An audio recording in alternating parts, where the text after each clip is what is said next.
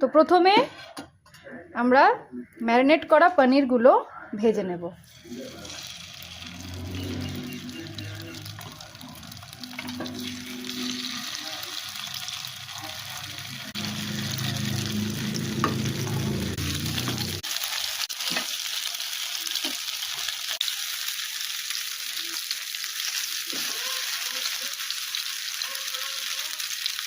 তো এই যে এইভাবে উল্টে পাল্টে ভেজে নিতে হবে।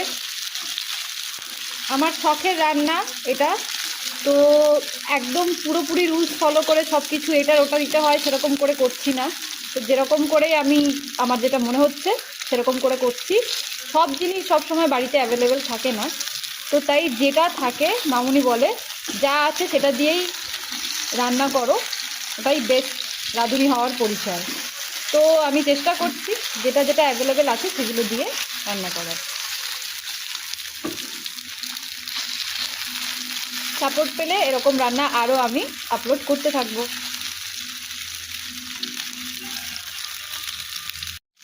তো দেখতেই পাচ্ছ এটা ভাজা ভাজা মতন হয়ে গেছে।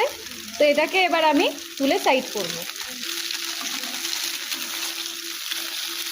ডান।